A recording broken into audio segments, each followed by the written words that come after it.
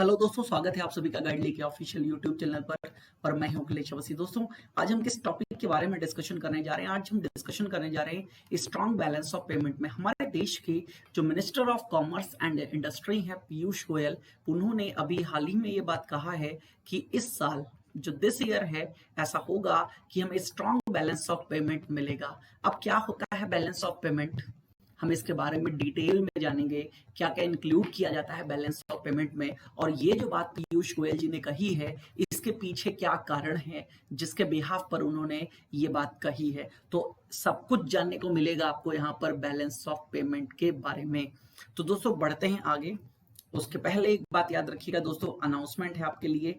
गाइडली ने क्या किया है, आपके लिए कुछ बिग सरप्राइज जो है बनाया है, जिसके लिए आपको 16 अगस्त सुबह 11 बजे संडे को, जो अपकमिंग संडे है, 11 AM आप सभी लोग अपने दोस्तों के साथ आइए और देखिए आपके लिए गाइडली ने क्या सरप्राइज लॉन्च किया है। बहुत ही इंपॉर्टेंट है आप सभी के लिए, जुड़िए इससे।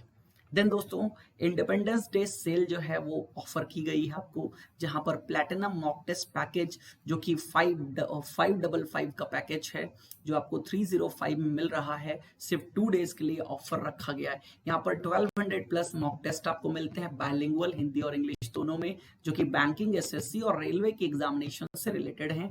टॉपिक वाइज भी है यहाँ पर टेस्ट, सेक्शनल वाइज भी है। ई बुक्स भी आपको मिलती हैं जितनी भी गाइडली की तरफ से लॉन्च की जाती हैं, और इसकी वैलिडिटी है पैक की 1 ईयर। दोस्तों, ये इन्फॉर्मेशन थी आपके लिए। तो बढ़ते हैं अपने सेशन की तरफ। दोस्तों, ये देखिए यहाँ पर द हिंदू में एक आर्टिकल छपा है, और डेट आप देख लीजिए, इसी के लिए मैंने आपको स्क्रीनशॉट दिया है। 11 अगस्त 2020 को ये आर्टिकल छपा है। ये आर्टिकल कहता है balance of payment will be strong this year says Goyal. Goyal का मतलब यहाँ पर हम पीयूष गोयल जी की बात कर रहे हैं, जो कि हमारे देश के रेलवे मिनिस्टर भी हैं और minister of commerce and industry भी हैं। तो इन्होंने ये बात कही है। दोस्तों, जानेंगे कि आखिर ऐसा क्या हो गया जो इन्होंने ये बात कही। तो दोस्तों, ये बात जो कही गई है उसके पीछे का रीजन समझिएगा कि आखिर ऐसा क्यों कहा इन्होंने। तो दोस्तों, इन्होंने ऐसा इसलिए कहा है क्योंकि इस साल ऐसा होगा, एक्सपोर्ट में जो एक्सपोर्ट है हमारा, जो निर्यात है, जो दूसरे देशों को हम सामान भेजते हैं उसे हम एक्सपोर्ट कहते हैं, और जो जो दूसरे देशों से हम सामान मंगाते हैं उसे हम इंपोर्ट कहते हैं। तो दोस्तों, एक सिंपल वे में मैं आपको बता दूं, फिर डिटेल में आपको बताऊंगा। बैलेंस ऑफ पेमेंट का मतलब आप समझिएगा। देखिए, एक देश इंपोर्ट करता है और एक्सपोर्ट करता है।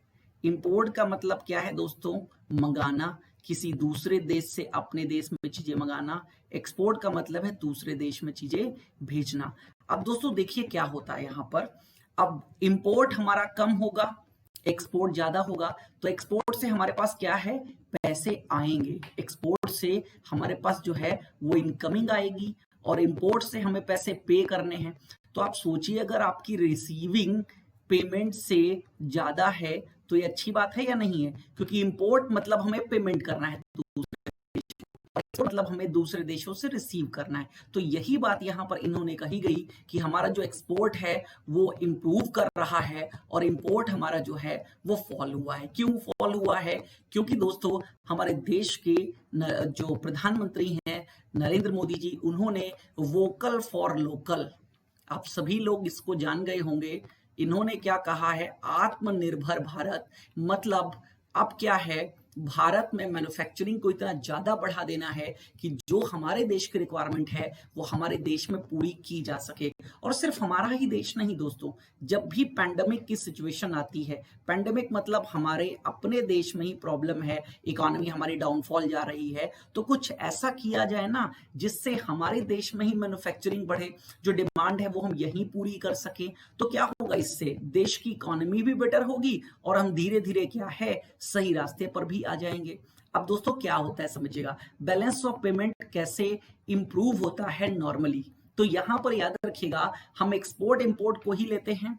तो दोस्तों, हमेशा ऐसा होता है, इंडिया में अगर हम बात करें तो एक्सपोर्ट कम ही रहता था, और इंपोर्ट जो है वो हमेशा क्या रहता था? ज्यादा। इसीलिए हम ट्रेड डेफिसिट में रहते थे हमेशा। अब की इन्होंने कहा है कि ऐसा नहीं होगा, हमारा बैलेंस ऑफ पेमेंट स्ट्रांग होगा। दो रास्ते हैं देखिए, या तो इंपोर्ट कम कर लीजिए तो भी आपकी डेफिसिट कम हो जाएगी, लेकिन इंपोर्ट कम करना कोई बेटर ऑप्शन नहीं होता है। तो हमें क्या करना पड़ता है, एक्सपोर्ट को बढ़ाना पड़ता है, क्योंकि एक्सपोर्ट को बढ़ाने से सोचिए एम्प्लॉयमेंट भी जनरेट होगा। एक्सपोर्ट बढ़ाएंगे मतलब कुछ फैक्ट्रीज आपको लगानी पड़ेंगी ना, तो फैक्ट्रीज लगाएंगे, इससे क्या होगा, एम्प्लॉयमेंट बढ़ेगा, हमारे देश की इकोनॉमी जो है वो प्रगति करेगी। अब दोस्तों आगे समझिएगा, कुछ आर्टिकल्स मैंने यहाँ पर लिए हैं जो कि अभी रिसेंटली कई सारे पेपर्स में छपे हैं। इंडिया ने एक काम बहुत अच्छा किया, वो काम ये किया है कि जो इंपोर्ट है उस पर बैन लगाया है। कई देशों से जो चीजें आती थी उन पर बैन लगाया है और उसको अपने देश में ही मैन्युफैक्चरिंग सपोर्ट दे करके स्टार्ट करने की बात कही है। जैसे देखिए, एक यहाँ पर न्यूज आई थी, India to stop import of 101 की मिलिट्री आइटम्स। मिलिट्री से रिलेटेड 101 जो आइटम्स हैं उन पर गवर्नमेंट जो है इंपोर्ट स्टॉप करेगा, मतलब यहीं पर बनाने की बात करेगा। तो फिर वोकल फॉर लोकल, इंपोर्ट कम हुआ हमारा, ठीक है। देन ये कब आर्टिकल छपा है देख लीजिए, लेटेस्ट है सारे, 10 अगस्त 2020 को। देन जून 13 2020 को एक न्यूज आई थी, गवर्नमेंट रिस्ट्रिक्ट्स टायर इंपोर्ट्स। जो टायर, कई प्रकार के टायर हैं जो भारत में इंपोर्ट किए जाते हैं, तो उन टायर इंपोर्ट्स पर क्या किया गया, बैन लगा दिया गया। और यहां पर देखिए लाइसेंसिंग सिस्टम भी स्टार्ट कर दिया गया है।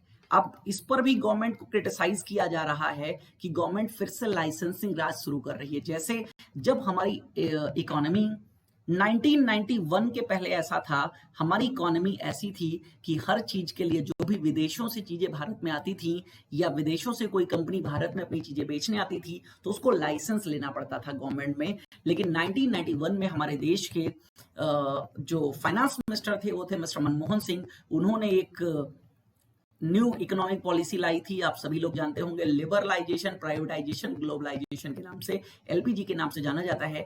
तो लिबरलाइजेशन का मतलब यही था कि विदेश की जो कंपनियां हैं उनको ज्यादा से ज्यादा क्या कर दो, लिबर्टी दे दो, जिससे वो इंडिया में फ्री हैंड बिजनेस कर सके। तो वो वाला सिस्टम बता रहे हैं, कुछ इकोनॉमिस्ट का कहना है कि गवर्नमेंट इस सिस्टम को खत्म कर रही है, क्योंकि गवर्नमेंट धीरे धीरे फिर से लाइसेंसिंग जो है वो शुरू कर रही है। एक और न्यूज है ये, government licenses TV imports to support local production. कई देशों से, खासकर बात करें तो चाइना से, बहुत सारे एलईडी टीवी इंडिया में इंपोर्ट किए जा रहे थे, तो उन पर क्या है, लाइसेंस सिस्टम लगा दिया गया। Then government working on steps to cut import dependence on China. आप जानते हैं इस समय इंडिया और चाइना के बीच में जो टेंशंस हैं उसके बिहाफ पर इंडिया ये चाहता है कि चाइना से कम इंपोर्ट किया जाए। पूरी तरीके से तो अभी खत्म भी नहीं कर सकते हैं, क्योंकि वर्ल्ड ट्रेड ऑर्गेनाइजेशन की भी बहुत सारी रेस्ट्रिक्शंस होती हैं, लेकिन हाँ, जो डिपेंडेंसी है चाइना पर, उस डिपेंडेंसी को कम किया जाए और देश की मैन्युफैक्चरिंग जो है वो बढ़ाया जाए। देन यहां पर देखिए, India cancels palm oil imports from Nepal, Bangladesh, signals tough action against misuse of free trade agreement. एक काम और किया गवर्नमेंट ने यहां पर, फ्री ट्रेड एग्रीमेंट समझिएगा, मैं आपको एक सिंपल एग्जांपल से समझा देता हूं। तो फ्री ट्रेड एग्रीमेंट्स क्या होते हैं, जिन देशों के साथ फ्री ट्रेड एग्रीमेंट साइन किए जाते हैं, आप सोचिए वन कंट्री है, ये ए कंट्री है, ये बी कंट्री है, ए कंट्री से बी कंट्री में कोई सामान जा रहा है, तो दोस्तों यहां पर जो ड्यूटी लगती है वो कौन सी ड्यूटी लगती है, इंपोर्ट ड्यूटी। तो फ्री ट्रेड एग्रीमेंट में क्या होता है दोस्तों, यहां पर ये दो देश आपस में समझौता कर लेते हैं, एक एग्रीमेंट साइन कर लेते हैं कि हम दोनों आपस में जो ट्रेड करेंगे वो फ्री रहेगा, मतलब कोई ड्यूटी नहीं लगाओगे, जिससे जो ट्रेड है वो हमारा आपस का इंक्रीज हो सके, बायलैटरल ट्रेड जो है वो इंक्रीज हो सके। तो गवर्नमेंट फ्री ट्रेड एग्रीमेंट को रिव्यू कर रही है। 2009 से 2011 के बीच में जितने भी फ्री ट्रेड एग्रीमेंट किए गए हैं, गवर्नमेंट सबको रिव्यू कर रही है, क्योंकि इस फ्री ट्रेड एग्रीमेंट का फायदा हमें नहीं मिल रहा है। हमारे देश में तो दूसरा देश सामान बेच जाता है, लेकिन हम वहां पर नहीं जा पाते हैं, तो गवर्नमेंट रिवाइज कर रही है और गवर्नमेंट ये देख रही है अगर ऐसा कोई देश कर रहा है तो हम क्या करेंगे, हम भी उसके साथ वैसा ही बर्ताव करेंगे। देन कुछ और बातें मैं यहां पर आपको बताना चाहता हूं, देखिएगा आप। Eye on China government nulls duty hike on textiles, cameras, laptop. जो चाइना से जो टेक्सटाइल या कैमराज या लैपटॉप्स जो हैं वो आ रहे हैं तो उन पर क्या है, उनके इंपोर्ट को रिस्ट्रिक्ट कर रहा है और यहाँ पर भी लाइसेंसिंग सिस्टम स्टार्ट कर रहा है। आप देख लीजिए ये भी क्या है 11 अगस्त 2020 की ही न्यूज है। तो यहाँ पर आप देखिए the government is considering increasing customs duty on close to 20 product segment including laptops, cameras, textiles and aluminium goods. मतलब कुल मिला के गवर्नमेंट का जो ऑब्जेक्टिव है आप समझिए बहुत अच्छे से। इन सारे आर्टिकल्स के थ्रू मैं आपको एक ही चीज बताने की कोशिश कर रहा हूं कि इंपोर्ट पे गवर्नमेंट जो है वो बैन लगा रही है, जिससे हमारा इंपोर्ट कम हो रहा है, इंपोर्ट रिड्यूस हो रहा है। और एक्सपोर्ट, जब इंडिया में मैन्युफैक्चरिंग होगी तो हम क्या करेंगे, एक्सपोर्ट करेंगे। तो इंपोर्ट कम होगा, एक्सपोर्ट बढ़ेगा, तो इसका बेनिफिट हमारी इकोनॉमी को मिलेगा। अब कुछ की पॉइंट्स हैं इसके, समझ लेते हैं जल्दी से। देन सबसे पहले स्ट्रॉन्ग बीओपी के रीजन क्या है, यहां पर बताया गया the exports in July 2020 is at about 91% export level of July 2019 figures. मतलब हम जुलाई 2019 से कंपैरिजन करते हैं अगर जुलाई 2020 का एक्सपोर्ट, तो यहां पर क्या है 91% एक्सपोर्ट्स लेवल हमने अचीव कर लिया, ठीक है। और import still at 70 to 71% level as of July 2019। मतलब जुलाई 2019 के बिहाफ पर इंपोर्ट हमारा कम हुआ, 70 to 71% लेवल हमने अचीव किया। तो इस डेटा के बिहाफ पे ही ये बात कही गई है। देन ट्रेड सरप्लस इन जून 2020, जून 2020 में हमारे पास ट्रेड सरप्लस था। ट्रेड सरप्लस मतलब हमने एक्सपोर्ट ज्यादा किया, इंपोर्ट कम किया। India's trade has turned surplus for the first time in 18 years. सोचिए 18 सालों में पहली बार ऐसा हुआ कि यहां पर ट्रेड सरप्लस है। As imports dropped by 47.59%। हमारा जो इंपोर्ट है वो 47.59% से गिर गया as compare to June 2029। June 2029 से कंपैरिजन में ये बात बताई गई। The country posted a trade surplus of USD 0.79 billion in June 2020। मतलब हमने जून 2020 में $0.79 बिलियन का ट्रेड सरप्लस जो है वो अचीव किया। Then domestic manufacturing being boosted, मैंने आपको बताया वोकल फॉर लोकल। जो नरेंद्र मोदी जी ने एक आत्मनिर्भर भारत अभियान की शुरुआत करी तो सारे के सारे जितनी भी मिनिस्ट्रीज हैं हर कोई उस पर प्लान बनाने लग गया कि हमें लोकल को सपोर्ट करना है। तो डोमेस्टिक मैन्युफैक्चरिंग बूस्ट हुई है। Support and promote domestic manufacturing and industry, it had increase curves on imports of products. मैंने आपको अभी बहुत सारे आर्टिकल्स के बिहाफ पे बताया कि इंपोर्ट्स पर बैन लगाया गया, कर्व लगाया गया, स्पेशली फ्रॉम चाइना से एज पार्ट ऑफ आत्मनिर्भर भारत इनिशिएटिव्स। देन एफटीए को रिवाइज किया गया। मैंने अभी आपको बताया था जो फ्री ट्रेड एग्रीमेंट्स हैं उनको रिवाइज किया गया, जो भी 2009 से 2011 के बीच किए गए हैं।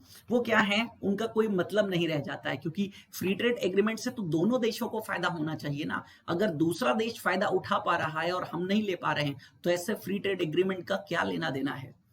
Then what is balance of payment. अब आई होप आपको स्ट्रॉन्ग बैलेंस ऑफ पेमेंट का रीजन समझ में आ गया होगा कि आखिर स्ट्रॉन्ग बैलेंस ऑफ पेमेंट क्यों कहा जा रहा है। अब समझते हैं बैलेंस ऑफ पेमेंट क्या होता है। हिंदी में कहते हैं इसे भुगतान संतुलन। तो दोस्तों क्या है, balance of payment of a country can be defined as a systematic statement of all economic transactions of a country with the rest of the world during a specific period, usually 1 year. यहां पर हम एक वर्ष की बात करते हैं, वो भी वित्तीय वर्ष की बात करते हैं। आप ऐसे समझिए 1 अप्रैल से लेकर के 31 मार्च तक जितना भी इकोनॉमिक ट्रांजैक्शंस किए जाते हैं इंडिया के रेस्ट ऑफ द वर्ल्ड के साथ, India versus rest of the world. तो यहां पर जितने भी इकोनॉमिक ट्रांजैक्शंस, मतलब वर्ल्ड से इंडिया में सामान आएगा भी, इंडिया से भेजा भी जाएगा, तो हम इंपोर्ट भी कर रहे हैं, एक्सपोर्ट भी कर रहे हैं। तो ये जो record of all economic transactions है इसी को हम बैलेंस ऑफ पेमेंट कहते हैं। It indicates whether the country has a surplus और अ डेफिसिट ऑन ट्रेड। यही ये बताता है कि कोई भी देश जो है वो सरप्लस में है या डेफिसिट में है। आप सोचिए अगर हमारा इंपोर्ट जो है एक्सपोर्ट से ज्यादा है, इंपोर्ट ज्यादा है एक्सपोर्ट कम है तो डेफिसिट होगा, और अगर एक्सपोर्ट हमारा ज्यादा है इंपोर्ट हमारा कम है तो क्या होगा, हमारा सरप्लस होगा। और यहीं से हमें बेनिफिट किसका मिलता है, फॉरेन करेंसी का मिलता है। किसका मिलता है दोस्तों, फॉरेन करेंसी का मिलता है। देखिए जब हम एक्सपोर्ट कर रहे हैं किसी दूसरे देश में माल भेज रहे हैं तो हमें दूसरी करेंसी मिलेगी ना, अपनी करेंसी तो नहीं मिलेगी। मान लीजिए यूएस डॉलर, तो दूसरी करेंसी पर क्लेम भी हमारा फॉरेन ट्रेड से ही बनता है। तो कितना देना है दूसरे देशों को और कितना दूसरे देशों से हमें मिलना है, तो इंपोर्ट करेंगे तो देना है, पे करना है, और एक्सपोर्ट करेंगे तो मिलना है। Then when exports exceeds import there is a trade surplus. मैंने अभी बताया अगर निर्यात हमारे देश का ज्यादा है और आयात कम है तो ट्रेड सरप्लस अराइज होता है। And when imports exceeds exports, अगर हमारा आयात जो है वो निर्यात से ज्यादा है तो क्या होगा, ट्रेड डेफिसिट क्रिएट होगा। अभी तक इंडिया जो है ट्रेड डेफिसिट में ही चल रहा था, तभी बात कही गई यहां पर 18 सालों से। 18 सालों के पहले ऐसी सिचुएशंस आई थी जब हम सरप्लस में आए थे, लेकिन पिछले 18 सालों से हम सरप्लस में नहीं आए, जो कि जून 2020 में हम आए हैं। Then purpose of calculation of BOP. BOP balance of payment जो है, आखिर इसको कैलकुलेट क्यों किया जाता है, इसका रीजन क्या है? सबसे पहला रीजन है reveals the financial and economic status of country. Simple सी बात, आप अपने आप को एग्जांपल लेकर के देखिए। आप अपना बजट क्यों बनाते हैं भाई? बजट में आप क्या देखते हैं? इनकम और एक्सपेंडिचर ही तो देखते हैं, ठीक है, कि कितनी इनकम आई, कितना एक्सपेंडिचर किया गया। आप सोचिए आपके पास इनकम कम है तो एक्सपेंडिचर आप ज्यादा कर पाएंगे? नहीं कर पाएंगे। आपके पास तो ये है, खैर आप अपनी इनकम के बिहाफ पे एक्सपेंडिचर करेंगे। तो इकोनॉमिक स्टेटस कैसे पता चलेगा किसी देश का? किस देश को कितना, मतलब किस देश को कितने देशों से कितना पैसा लेना है, कितना देना है, ये कैलकुलेशन से हमें पता चलेगा। अगर ट्रेड सरप्लस है तो समझ लीजिए स्टेटस अच्छा है, और ट्रेड डेफिसिट है तो मतलब स्टेटस हमारा बेकार है। Then can be used as an indicator to determine whether the country's currency value is appreciating or depreciating। दोस्तों अगर ट्रेड सरप्लस होता है तो जो करेंसी वैल्यू है वो एप्रिशिएट करती है, और अगर ट्रेड डेफिसिट होता है तो हमारी जो वैल्यू है वो क्या करती है, डेप्रिशिएट करती है। ये बात भी याद रखिएगा। Then helps the government to decide on fiscal and trade policies। इसी ट्रेड सरप्लस या ट्रेड डेफिसिट जब इनकी हम बात करते हैं तो ये जो बैलेंस ऑफ पेमेंट को निकालते हैं, ये गवर्नमेंट के आगे के ट्रेड पॉलिसीज को बताने के लिए भी निकाला जाता है। आप सोचिए बैलेंस ऑफ पेमेंट मतलब दूसरे देशों से कितना मंगाना है, कैसे मंगाना है। जैसे एक टाइम पर यहाँ पर कांग्रेस ने क्या किया था, कांग्रेस ने इंपोर्ट को कम किया था। हम बात कर रहे हैं यहाँ पर कांग्रेस के 2.0 कार्यकाल की 2009 से 2014 के बीच में क्या किया था उन्होंने, ट्रेड डेफिसिट को कम किया था। लेकिन ट्रेड डेफिसिट को कम किया था इंपोर्ट को कम करके, बल्कि इंपोर्ट को कम ना करें, हम अगर एक्सपोर्ट को बढ़ाएं तो हमारे लिए बेनिफिशियल ज्यादा होता है, क्योंकि उससे देश में एम्प्लॉयमेंट बढ़ता है। आप जैसे सिंपल, आप एग्जांपल के तौर पे मैं आपको फिर समझाना चाहूंगा। दोस्तों एक सिंपल सी बात है, आप 4 रोटी खाते हैं, 4 रोटी में आपकी भूख मिट जाती है, ठीक है। अब आप सोचते हैं कुछ पैसे हम बचा लें, तो आपने 2 रोटी खाना शुरू कर दिया, तो ये तो अच्छी बात नहीं है ना। अगर पैसे बचाना चाहते हैं तो इनकम को बढ़ाने के बारे में सोचो ना। तो इनकम को बढ़ाने के बारे में सोचोगे वो बेनिफिशियल है, या इसमें से कटौती करोगे वो बेनिफिशियल है। तो अगेन दो काम दोनों से हो सकता है। सेविंग आपकी हो सकती है, कम खर्चा करो, ठीक है, खर्चे कम कर लो तो भी सेविंग बढ़ जाएगी, और इनकम बढ़ा लो तो भी सेविंग बढ़ जाएगी आपकी। तो इनकम बढ़ाना बेटर है ना कि खर्चे कम करना बेटर है। तो सेम एज यहाँ पर समझ लीजिएगा कि गवर्नमेंट को ट्रेड पॉलिसीज बनाने में भी बैलेंस ऑफ पेमेंट बहुत ही महत्वपूर्ण भूमिका निभाता है। Then provides important information to analyze and understand the economic dealings of a country with other countries। Obviously balance of payment से हमें पता चलेगा किस प्रकार की इकोनॉमिक डीलिंग्स किस कंट्री के साथ हमें रखनी है, उसकी एनालिसिस करने का मौका मिलेगा। कंपोनेंट्स ऑफ बीओपी, बीओपी में क्या क्या शामिल होता है यहाँ पर, तो बीओपी को बनाते समय for preparing BOP accounts economic transactions between a country and rest of the world are grouped under. जो भी इकोनॉमिक ट्रांजैक्शंस हैं रेस्ट ऑफ द कंट्री के, उनको ये 2 अकाउंट्स होते हैं, एक होता है करेंट अकाउंट, एक होता है कैपिटल अकाउंट। कुछ एरर्स एंड ओमिशंस भी होती हैं, और फॉरेन एक्सचेंज रिजर्व भी होता है। हम इन सभी के बारे में जानेंगे। फिलहाल याद रखिएगा जितने भी इकोनॉमिक ट्रांजैक्शंस हैं वो 2 अकाउंट में रिकॉर्ड किए जाते हैं, एक होता है करेंट अकाउंट और एक होता है कैपिटल अकाउंट। शॉर्ट में हम इनको जानते हैं। तो दोस्तों करंट अकाउंट क्या होता है? करंट अकाउंट में हम सिर्फ क्या बात करते हैं, यहाँ पर हम ट्रेड की बात करते हैं। सिर्फ किसकी बात करते हैं यहाँ पर? ट्रेड की, व्यापार की बात करते हैं। It shows exports and imports of visible, visible मतलब जो दिख रहा है, जैसे गुड्स एंड सर्विसेज की बात करते हैं ना हम, गुड्स एंड सर्विसेज की हम बात करते हैं यहाँ पर, ठीक है। तो गुड्स जो कि हमें दिख रहा है, विजिबल है, सर्विसेज विजिबल नहीं होती हैं। तो यहां विजिबल्स ऑल्सो कॉल्ड मर्केंडाइज और goods represents trade balance and invisibles also called non merchandise. समझिएगा यहां पर एक बात, यहां पर विजिबल्स और इनविजिबल्स में और भी आती है। जब भी किसी दूसरे देश से कोई भी प्रोडक्ट यहां पर आता है, कोई सामान आता है, तो आप देखते हैं वो पोर्ट पे आएगा सबसे पहले, चाहे वो नेवल पोर्ट हो चाहे वो एयरपोर्ट हो। तो यहां पर कस्टम ड्यूटी लगाई जाती है। क्या लगाई जाती है? कस्टम ड्यूटी लगाई जाती है।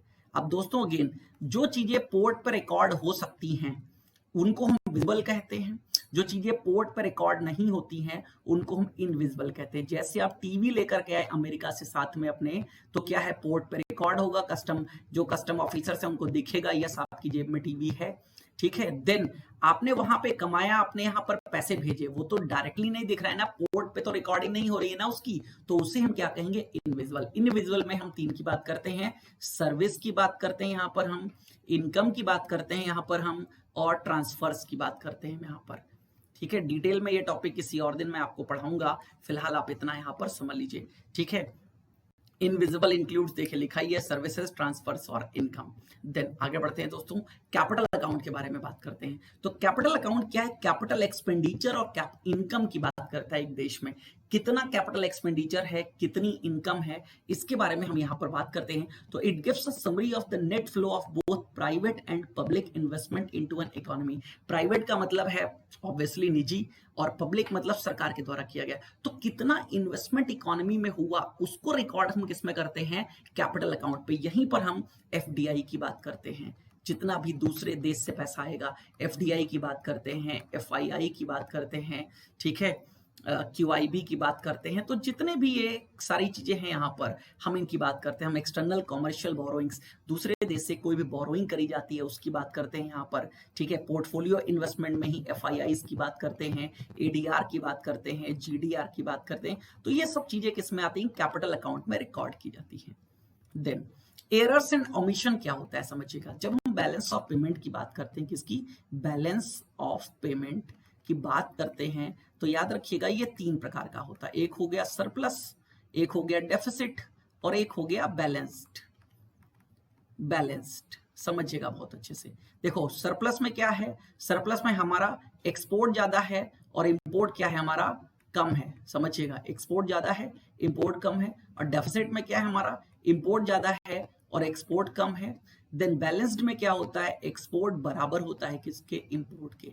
तो ये एक सिचुएशन कही जाती है कि अगर some time the balance of payment does not balance, मतलब बैलेंस ऑफ पेमेंट में कोई बैलेंस ही नहीं होगा, ना तो प्लस में बैलेंस ना माइनस में बैलेंस। अगर ऐसी सिचुएशंस होती है तो इसे हम एरर्स एंड ओमिशन कहते हैं, मतलब कुछ ना कुछ रिकॉर्ड करना छूट गया है, वरना ऐसी सिचुएशन कभी भी नहीं आएगी। It reflects the country's inability to record all international transactions accurately. अगर ऐसा होता है तो ये माना जाता है कि ये उस कंट्री की इनएबिलिटी है इन सारे रिकॉर्ड्स को क्या करने की, इन सारे ट्रांजैक्शंस को रिकॉर्ड करने में वो क्या है?